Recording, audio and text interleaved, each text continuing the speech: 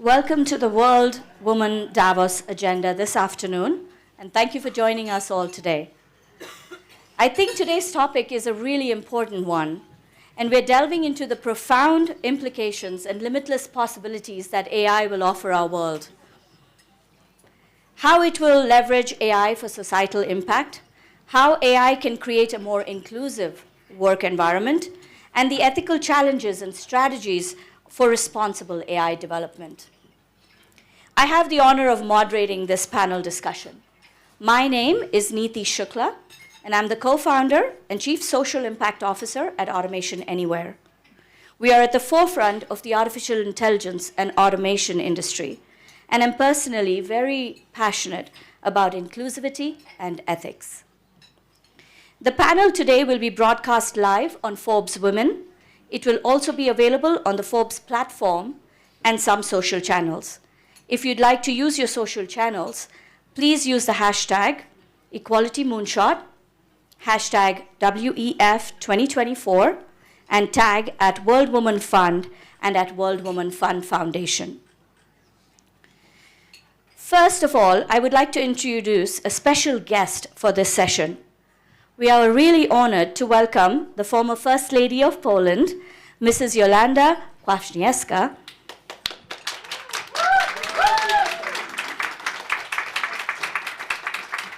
As the guest of honor at World Woman Davos Agenda for AI and Equality Moonshot session hosted by Automation Anywhere. Her Excellency is a formidable advocate for healthcare, education, and the well-being of children and families. She is passionate about promoting health awareness and advocating for women's rights. Recently, in collaboration with the Global Empowerment Mission, Her Excellency has played a crucial role in providing humanitarian aid to Ukraine, amounting to almost $50 million. It is once again a privilege to have you here with us. I'd like to invite Rupa to come help me and honor the first. We will take, everybody wants to see you here. Yeah, they're super, and they're very excited to have you, and thank you for all the great work you do for women and children, and specifically in times of war. Thank you so much for doing that. It's our pleasure.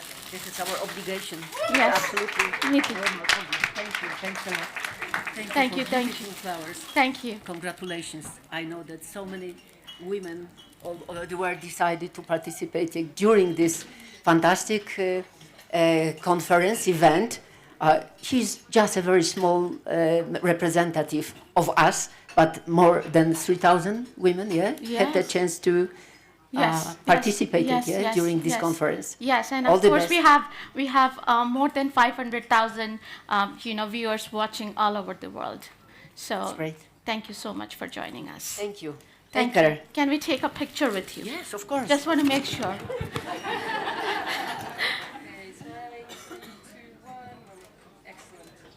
Thank you. All the best for you. Thank you.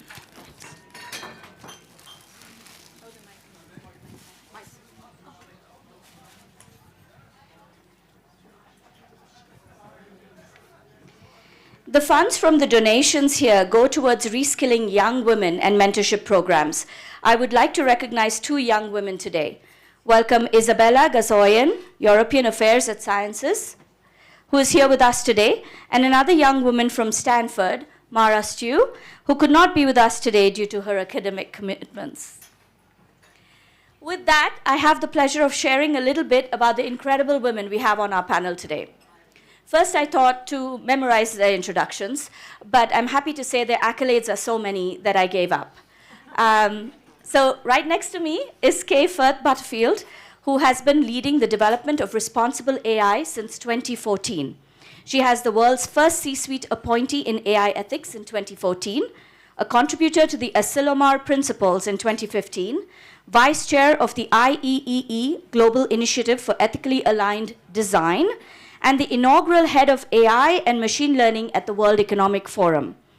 As CEO of Good Tech Advisory LLC, she advises and speaks to organizations and audiences around the world. Welcome, Kay. Thank you. Right next to her is Habib, CEO and co-founder of Writer, the only fully integrated generative AI platform built for enterprises. The company raised 100 million Series B in the fall, and May is an expert in NLP and LLMs, having built some of the most powerful models in enterprise. May began her entrepreneurial journey as a teenager and founded her first language startup, Cordoba, a localization software company, 10 years ago. Welcome, May.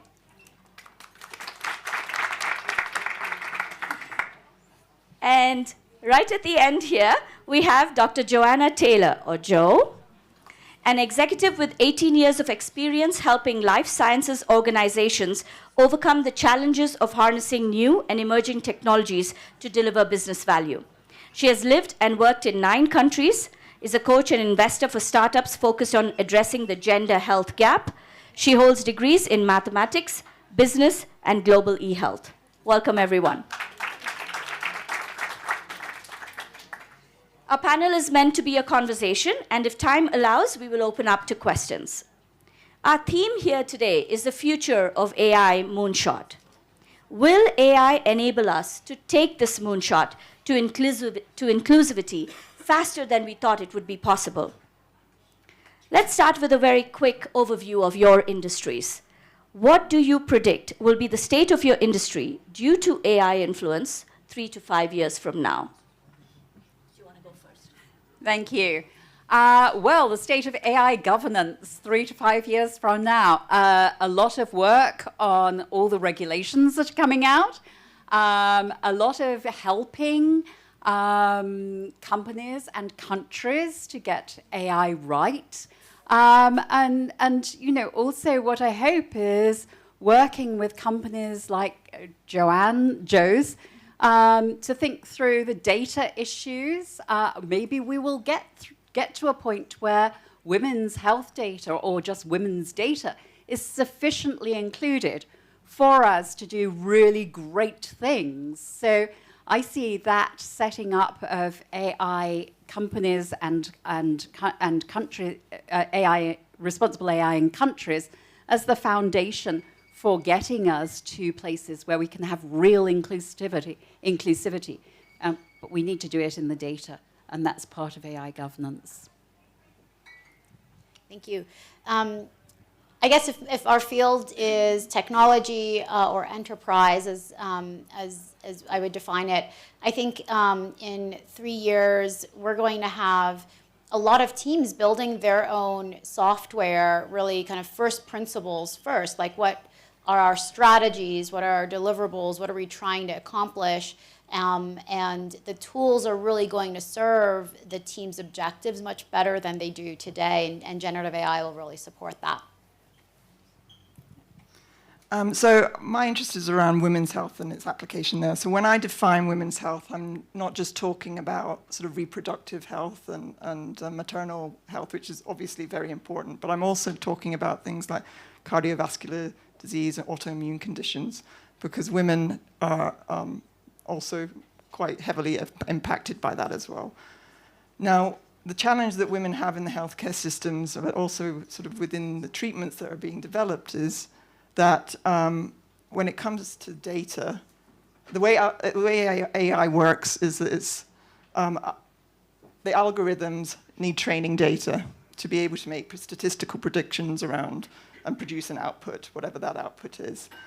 And if that data is not there, or there's gaps in that data, that means that the algorithms themselves are going to be biased in terms of the output that they produce.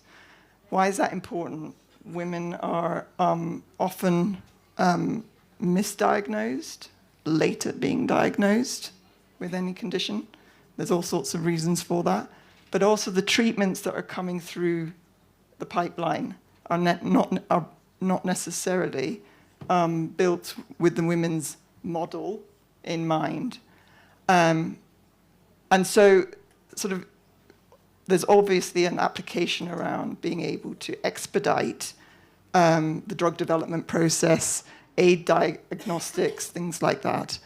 And that's great, but it has to be taking into account the data that represents, it's still amazes me that women are considered minority in the data. But they are. And so when we come to sort of the application of AI and its benefits for society, we need to take that into account. No, those are all really good points, of course, but more importantly, I think it shows us the dream of hopefully more inclusivity in the next 3 to 5 years.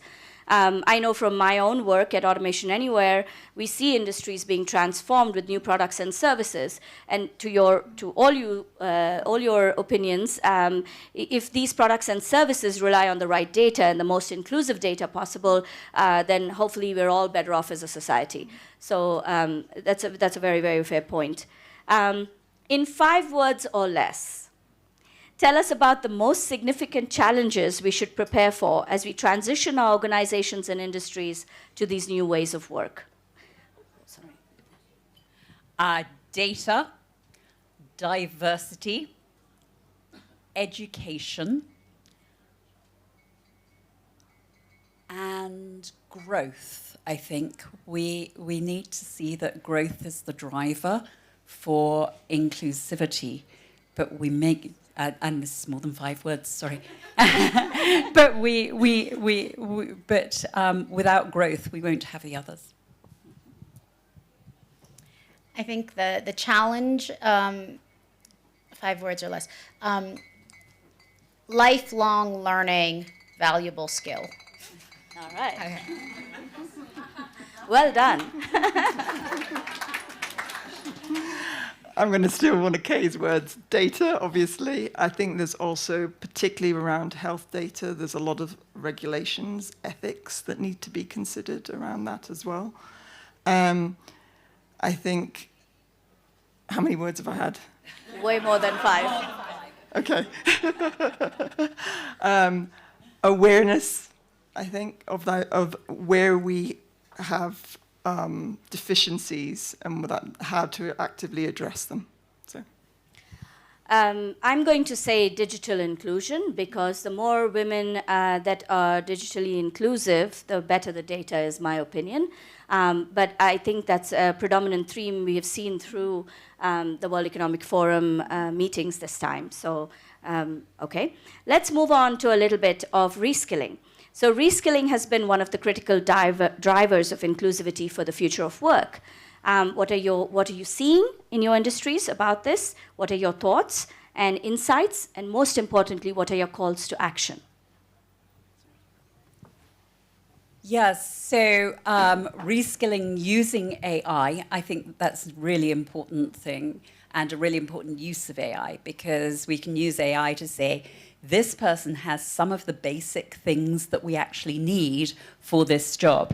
And that enables people to stay in the company, and the company doesn't lose that knowledge which is so important. And of course, we know that it takes 6 months to train somebody in the company way. So I think that piece, I think that education and lifelong learning is so important. I started my life as a lawyer, and look at me now.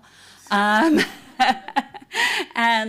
so keeping on reskilling, but also we're not just thinking about reskilling. If we're really thinking about bringing women into this workforce, where there are only 22% of us as women in the industry, then we have to mentor women into the industry, and we have to make pathways that are easier for women to come in. And we have to ensure that we bring people in from the global south as well as from the global north. Okay, can I just have a follow-up question on that? Do you see a lot of corporations already pushing the reskilling agenda for their own employees? Yes, not enough. I'm seeing a lot of people deciding to lay off people. But gradually we are beginning to see people understanding that laying someone off is not the way. Reskilling them within the company or helping them to augment their talents with AI is definitely the way of the future. Yeah, I think there are a lot of misconceptions that are leading to much more negative sentiment about what AI is going to be doing to society and to jobs and to employment than what I see actually happening.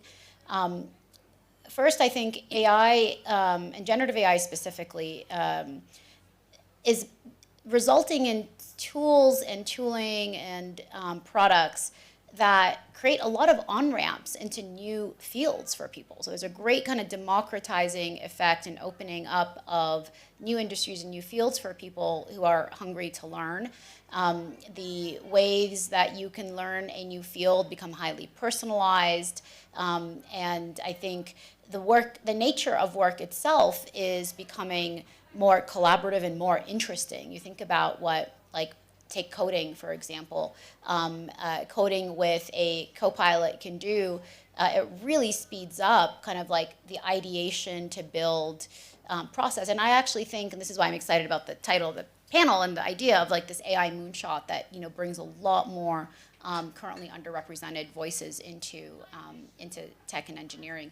I think that the other thing that we see is the type of work that is required to actually make AI transformation happen at work is being done by women.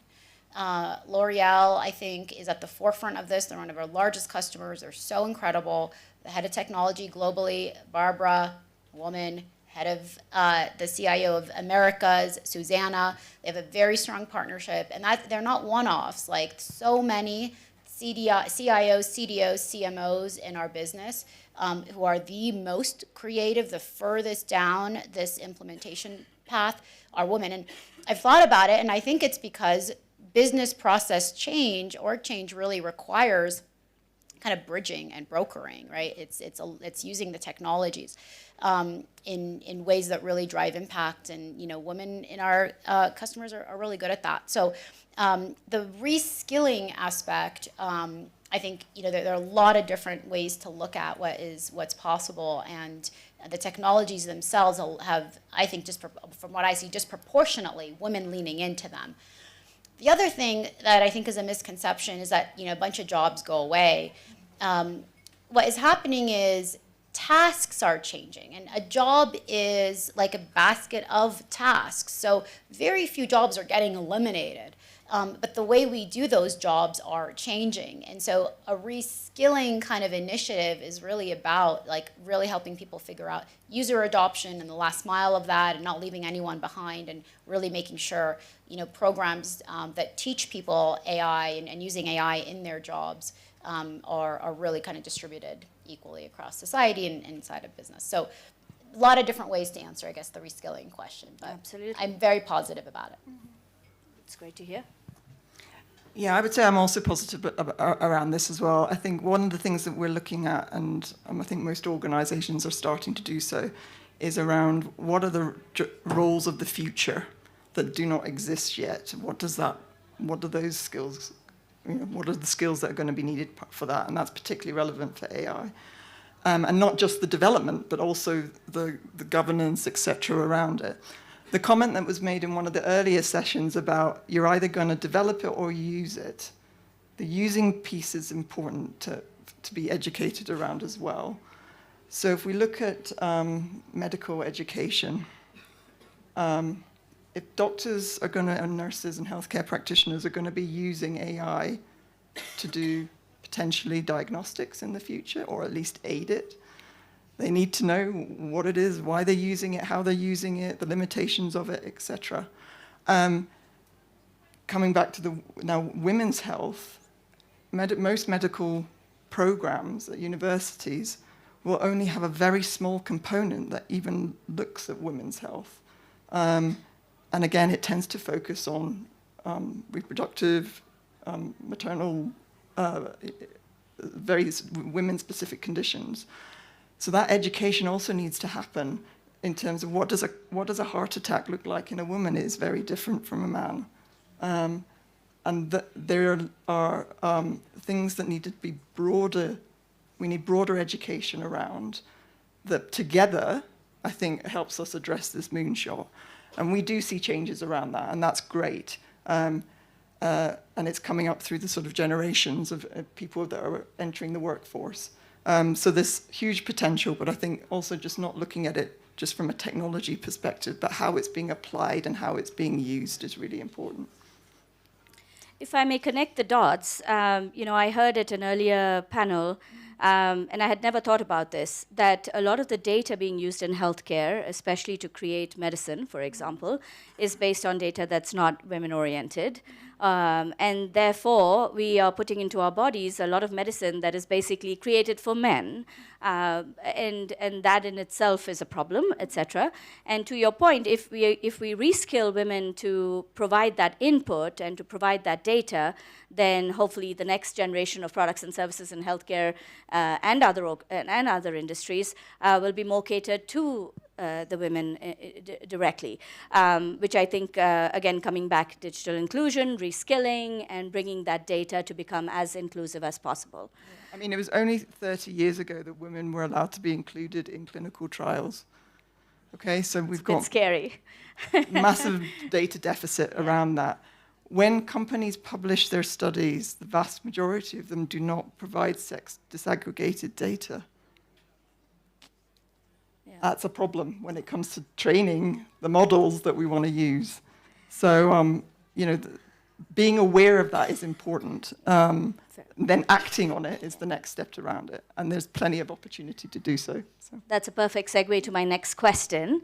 There are a lot of women executives in this room. And for women executives specifically, what would be one essential thing to do? One essential thing one thing we have to ensure that does not happen, and one thing you hope will happen? I think, is actually mentorship. We are stronger together. And so, look for other women that you can support, particularly in tech, where there aren't very many of us. We should probably have more and more organizations, or maybe consolidate the organizations, but reach out to someone. And so that's what should we do? Reach out to somebody, help them on their way, be as available as possible, look for, when they're needing counseling and help, look to give them that. Also, help them because there's still so much bias against us. I want to tell a story that's slightly different. Our daughter is in the US Air Force, and she flies in the US Air Force. And the most pilots in the US Air Force are men. In fact, only 0.6% of the Air Force are women, of pilots are women. And she's one in a squadron of 100. So her 99 colleagues are old guys. That's where you really need the mentorship. You really need the person to be looking out for you, and that's what I think we can do best for one another. I just wanted to come back to that data point that we were talking about, because the other thing about inclusion and where we are in 5 years' time is nearly 3 billion people who are not connected to the internet. We don't have their data. They can't benefit from our advances. And so how we bring all those people online is truly significant. And we tend to say they're in the global south, but truly they're not. When we had the pandemic, we were looking for connectivity in Los Angeles for students at school. So we really need to address that challenge to help us to inclusivity. And then there's the other issue around women's jobs. A number of women's jobs look as if they might be automated, which is why it's so important that we work together with the machine rather than lose those jobs. I'll jump in just for a second, May. You bring up a very, very good point, that there are so many women who are not digitally inclusive, and therefore we don't have their data. And unless we do, how will we create, or how will we bring them with us into these new products and services?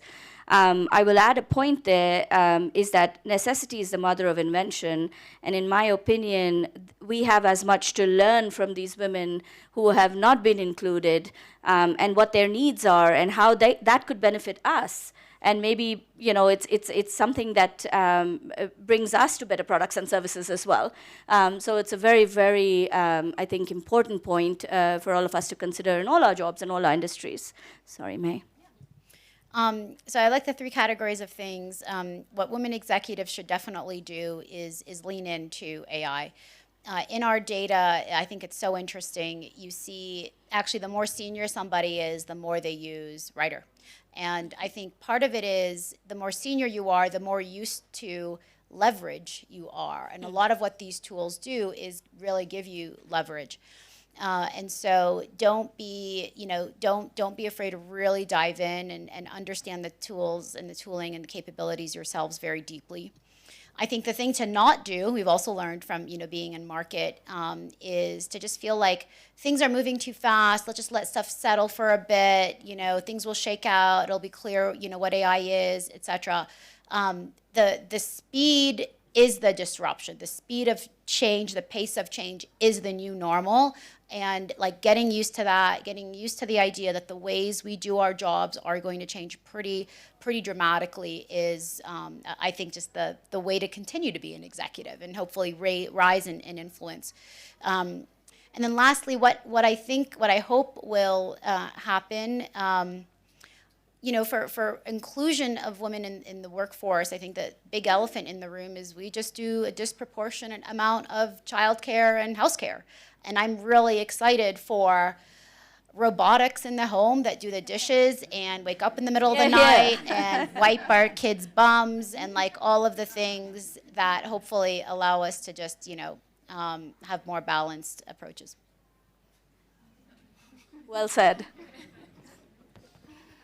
So I'm going to kind of bundle my answer a little bit. The analogy that I often use when I'm talking about the application of AI, if you think about 100 years or so ago with the introduction of the radio, right? So that fundamentally changed how we could communicate.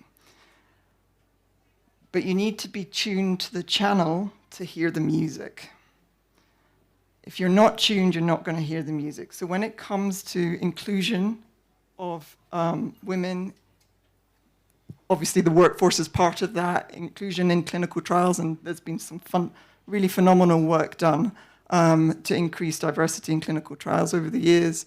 There's a lot of focus on that. There are steps being taken to try and address the gaps in the data that we've talked about.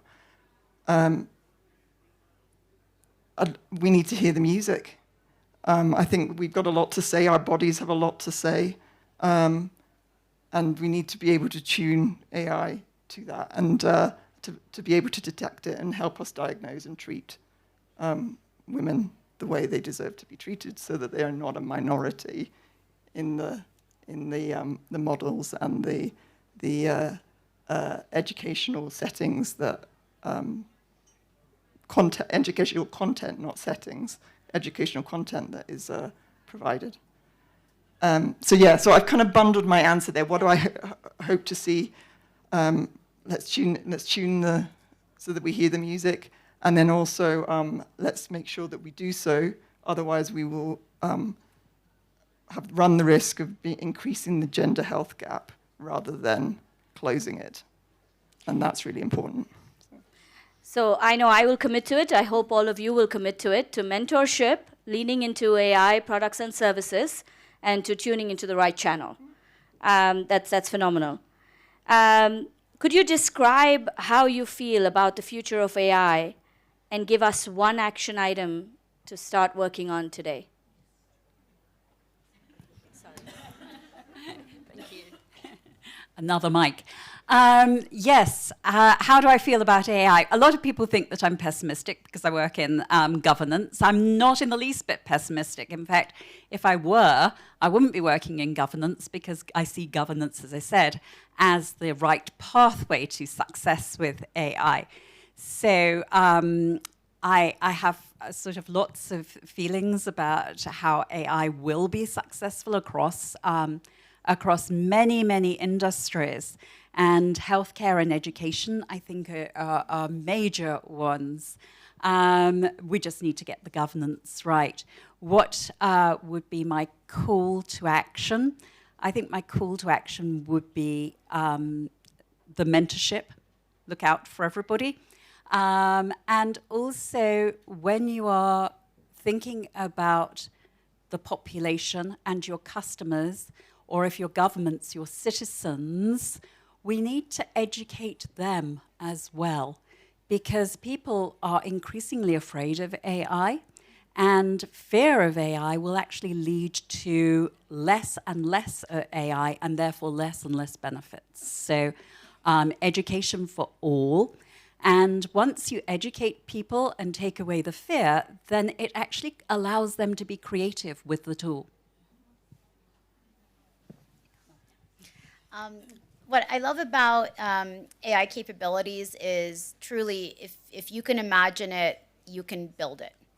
And so my action item would be, think of one thing at work that if you could completely rebuild that process, it would just make your life so much easier. Then you can email me, may@writer.com. I'll tell you if you can build it, how, and whether you should probably start a company around it if it's going to be a big idea. But that would be my action item. Like really, try to push the at work the ceiling of what you think is possible with intelligence, if intelligence was free. I would agree with all of those. I think my call to action. Be aware, educate yourselves, be aware, get involved. There are so many great companies doing really great things out there. I'm very optimistic about how AI can close the gender health gap. I wouldn't be here otherwise. But I think there are some people that aren't necessarily aware that it exists or how it can be used. So get really pragmatic about it. There's a lot of hype around AI.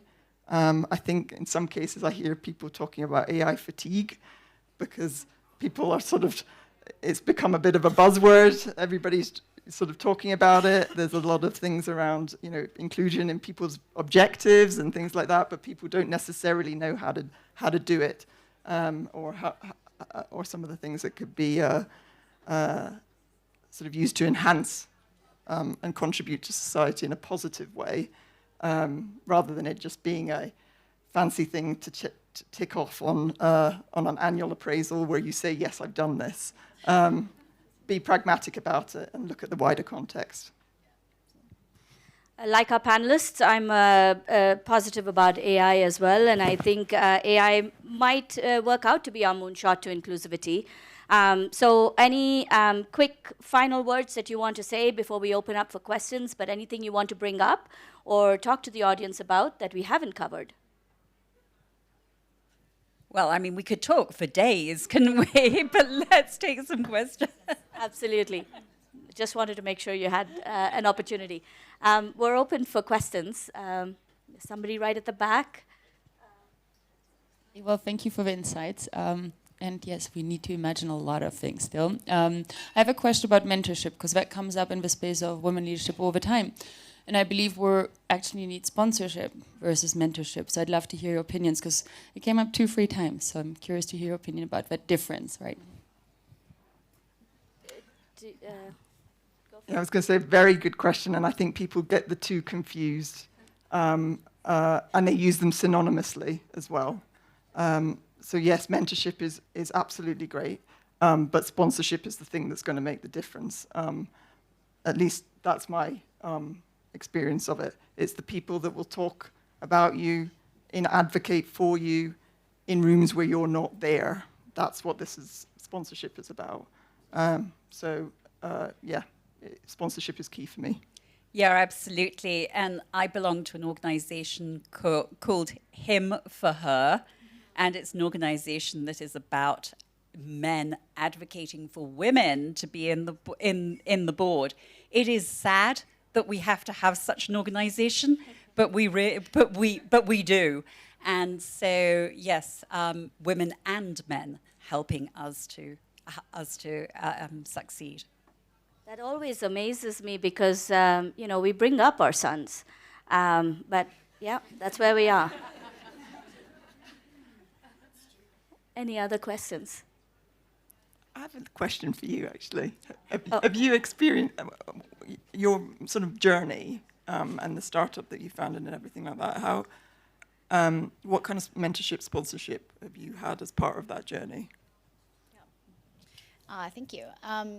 I think mentorship and sponsorship should be synonymous. Like when we say mentorship, what we really mean are people who are going to help you move up.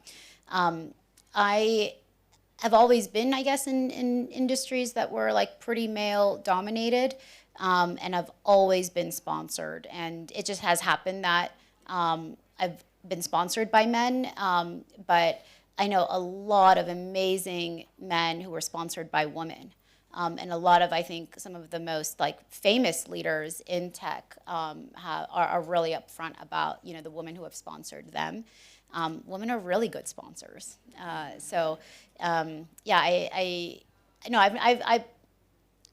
Yes, 2% of venture capital goes to women, blah, blah, blah. But I really haven't felt that. I mean, there are the stories for later that'll go in the book, that I just won't say on stage right now.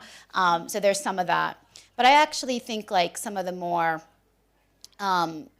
subtler ways we discriminate against women in tech are actually the most insidious. Like it's little things like you talk to a journalist and they want to hear about customers.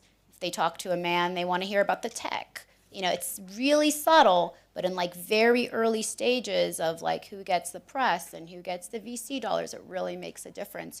Who's seen as like a tech innovator versus, oh, that's a go-to-market play. And I see that in, not just AI, I see that everywhere because I'm so consciously like, listening for it.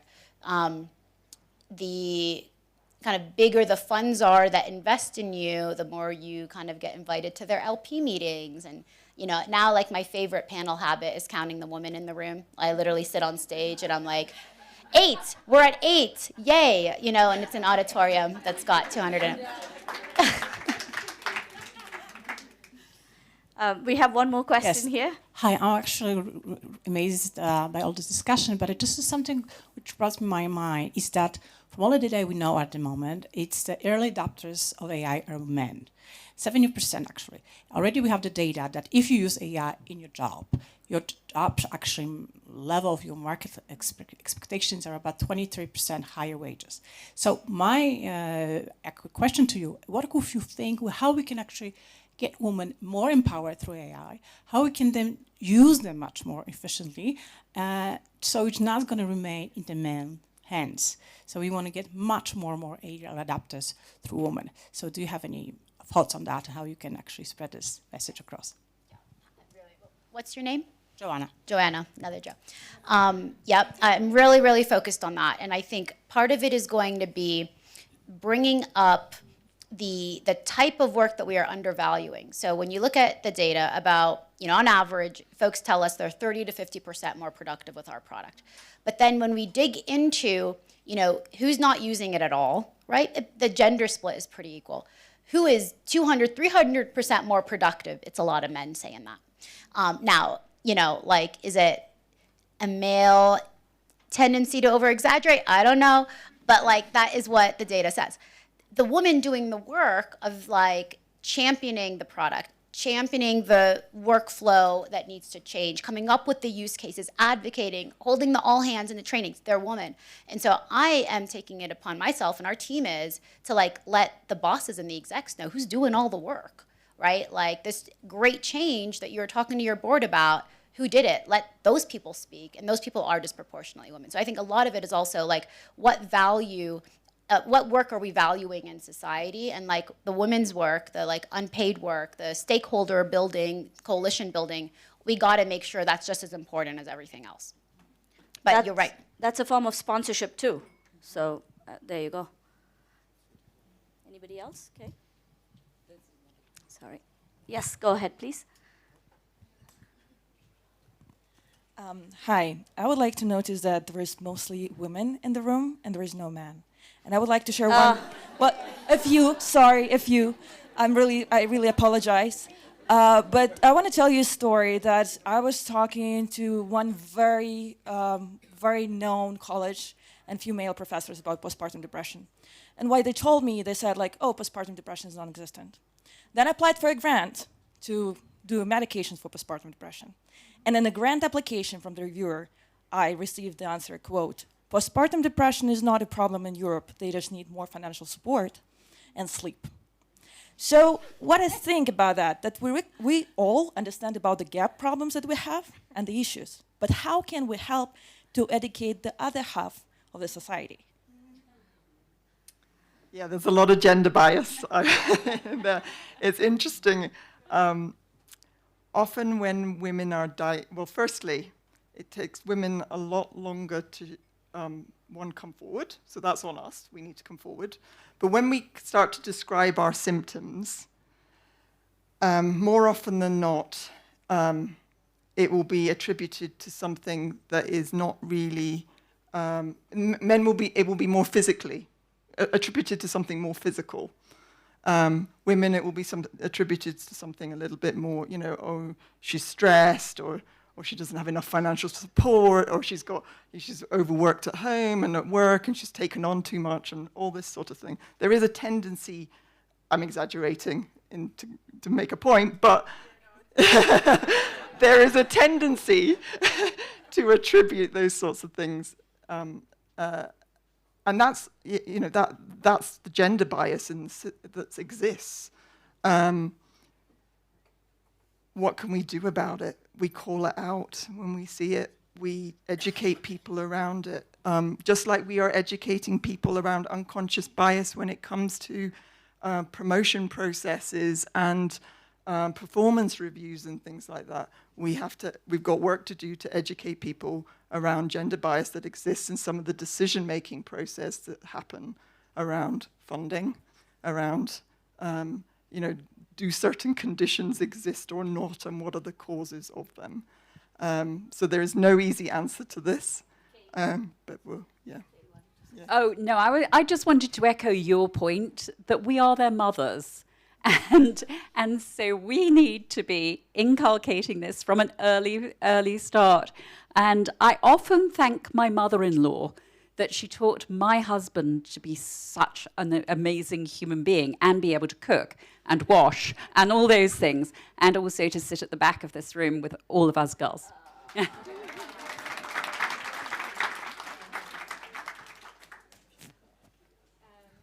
Did you get a resolution? I'm curious. Maybe that's a conversation we can have later.